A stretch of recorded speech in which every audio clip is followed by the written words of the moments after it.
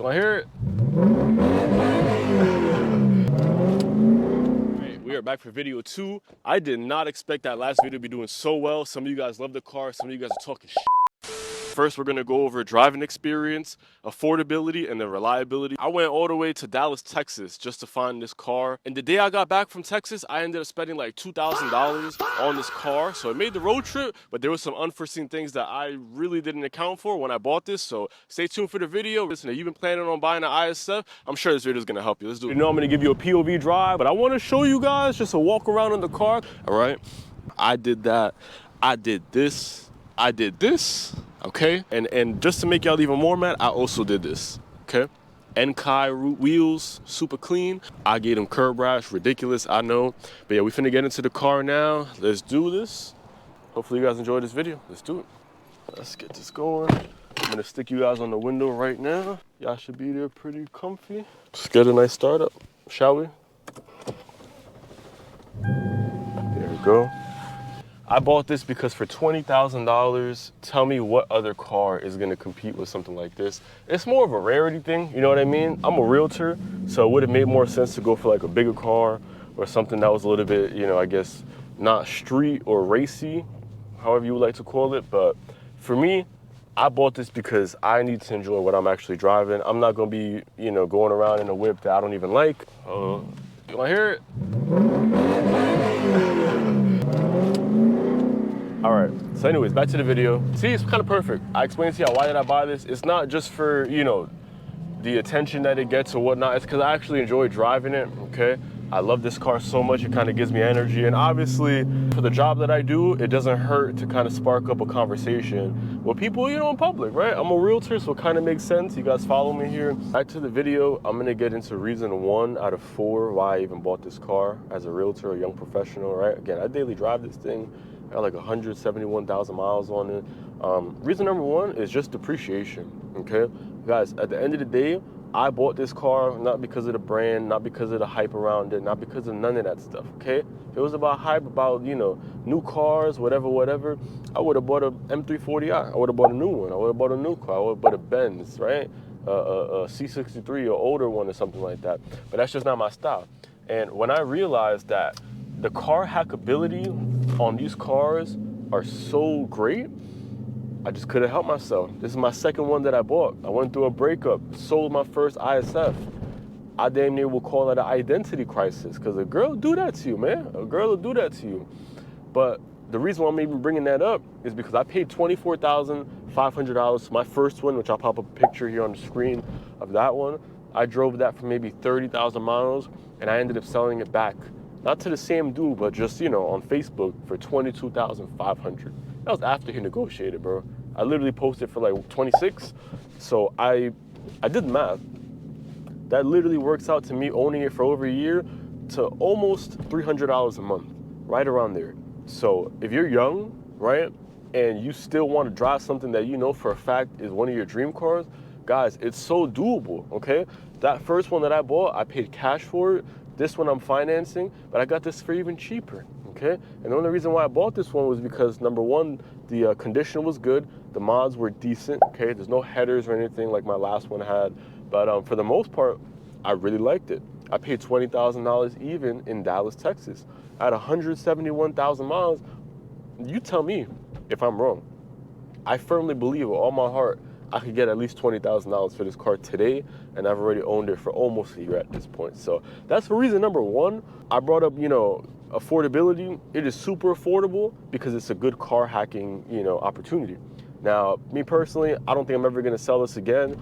And if I do, it'll only be to get like a 2012 or something like that. All right, so that completes affordability. I hope I was pretty straightforward with you guys, all right? If you find a good deal on this car, it is gonna be a long time. You'll have to crash this damn thing for you to really lose significant amount of money on this. So for everybody, and especially the dude that commented in my last video with the G37, this car is a lot more, you know, attainable than it may seem, all right? Especially if you're buying one with 90,000 miles, like you said, I'll pop up the comment here.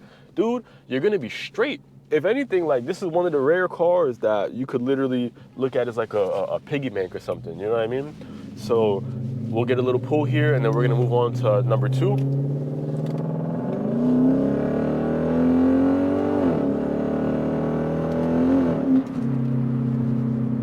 Downshift. All right, so let's move on to segment number 2. This is gonna be the reliability section as far as, you know, what influenced my decision to even buy this ISF and if you should buy one if you've been looking at it, right? Boom. Specifically, I already mentioned this in the last video, but with this car, I literally bought it at like 160,000 miles, okay? The number one thing that I kept asking this dude, all respect to him because the car got me home, so I'm not too mad, but if anybody tells you that they don't know if the valley plate or the gaskets have been changed, they're probably lying to you because they will know if they changed it. So I'm giving y'all a tip, all right? I literally prayed to God when I was on the way back to Florida from Dallas after I bought this that, you know, it wasn't gonna break down on me or nothing. I was new to the car, or at least this one, so I really wasn't sure. However, I made it back, thankfully, but as soon as I got back to Florida, this car overheated, right? So you might be wondering, why did it overheat? It's because that valley plate was never fixed, all right? Straight up, it was never fixed. The first Lexus I bought, the ISF that I bought, that dude had receipts for the damn valley plate. Thankfully, you know, one of my Lexus buddies in Wesley Chapel, he only charged me about $2 grand for all the service. I ended up having to get like a new water pump or something like that as well, on top of the valley plate and gaskets being replaced.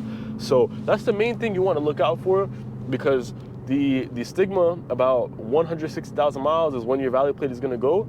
It is true. I experienced it, and I also had to change the spark plugs because when that gasket started leaking and I got the car back after replacing absolutely everything, I got a misfire, and that shit scared the shit out of me. But what that misfire was, and I had an idea, I figured, I was like, let me just take out all the spark plugs and see what's going on more or less, right?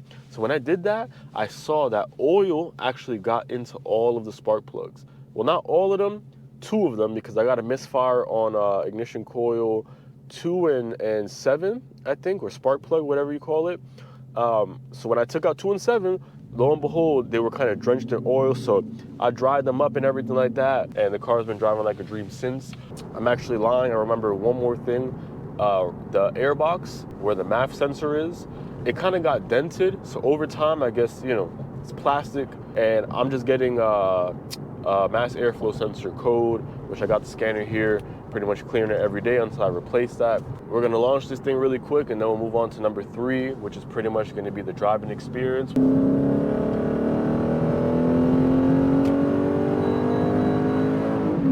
Oh shit. So moving on to the drivability about this car, day to day, because I literally have to pick up and go to an appointment, or maybe pick up a client, or go show a home or whatever. It's just an amazing car to drive, because it's kind of low key as well, okay? It's not like a super flashy car that's gonna give myself like an unprofessional kind of image. At the end of the day, y'all know this is a sleeper. This is kind of like a low key Lexus where, you know, once you kind of open up that throttle, everybody says, you know, what the hell is that little car making all that noise for? So that's personally why I love it. It really does help me day to day, especially in business. And this is one of the most important things that I kind of want to point out, is because I personally love the Lexus community just in general. But just out and about with this car, you know, I get opportunities to meet people that have similar tastes like me. Me being inside this cockpit, it's just a dream. I'd be lying to you if I didn't say this car isn't small. Nobody hate me for this, I'm just being honest. I still firmly believe that this car was meant for smaller Japanese men, all right? Me, I'm like 5'11", so I find myself getting uncomfortable a bit. These bucket seats definitely don't help either, but that's just the reality of it. Absolutely in love with it. Next up for me will probably be like an RCF or something like that. And I just got a comment like 5 seconds ago talking about rice style. Where is this rice style? Where could this possibly be a rice style? This is an air aim gain kit. I completely destroyed it. But are you crazy, bro?